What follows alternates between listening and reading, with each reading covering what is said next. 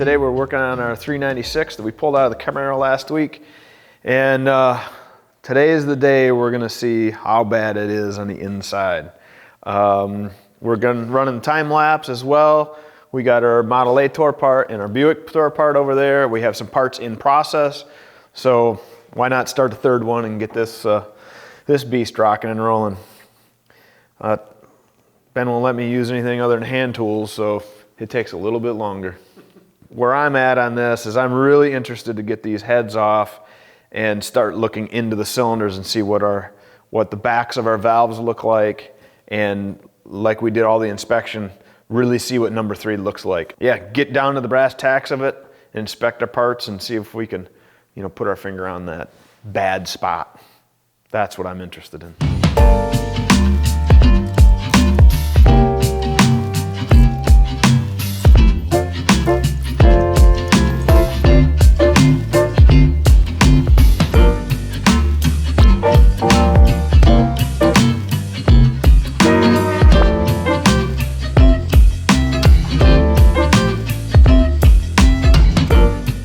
At this point, don't see anything out of the ordinary, so we'll keep moving. Springs are all intact. Push rods are where they should be at. See what we get as we go. Keep digging.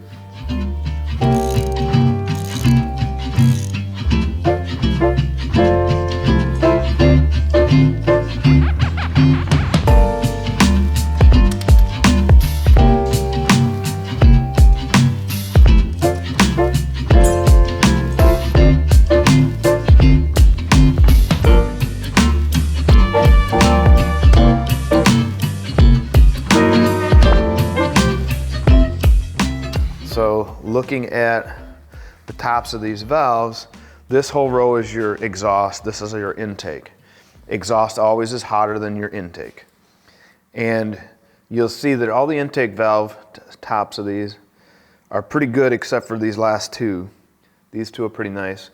But really look at the worst case. So here, the end of this valve is mushroomed right over.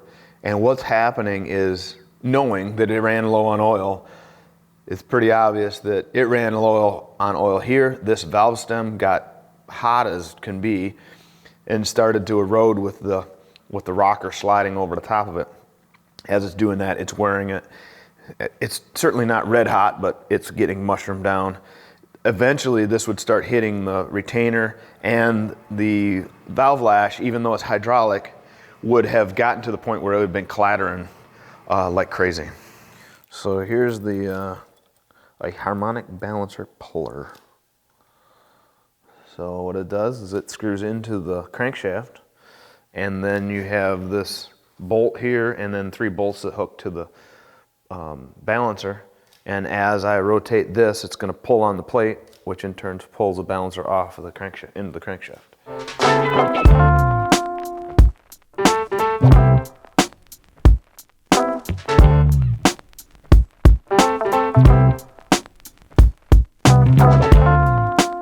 All right, well, we got our oil pan off and taking this oil filter adapter out. But we're ready to get the pistons out of the way, see what the rings look like, and finish the teardown.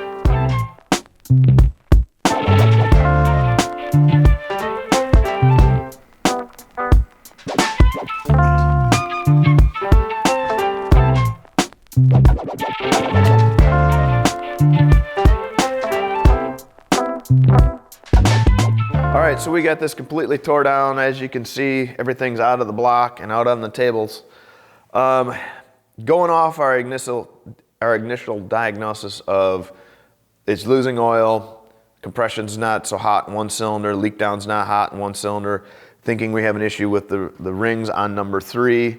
I think that's still the problem, but I think what really happened in the whole course of driving and whatnot in this life, as you see here in the intake manifold, it has a fair amount of oil, which there should not be any oil in the intake runners.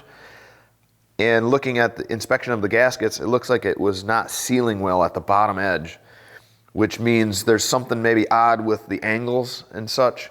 So it's drawing oil in, burning excessive oil, didn't get checked and caught until it was running I know at one point 2 quarts of oil in it, and then the damage just started to occur. So when you look at these top of the intake, top of the exhaust valves here, they're starting to get damaged. I mean, you can really see here's what they should look like on the intake, and here's what the exhaust were starting to do because of, and this one's really bad, because of the excessive heat and lack of lubrication.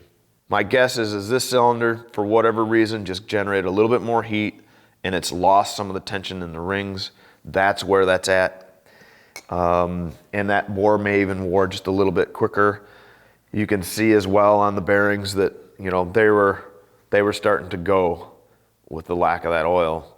And it wasn't much longer that this would have, without oil, would have had a major problem. Now we're going to take this block, have it cleaned up. We'll run the bores to the next size, put in some fresh pistons, some new hardware, obviously clean up the heads, and it's going to need some, we're going to put some severe duties, stainless in the valves here, and put a hydraulic roller camshaft so we don't have to worry about any mixture of oil. We can just run standard, today's current oil. We don't have to mess around with zinc fortified. And this 396 will be back on the road and living the good life again.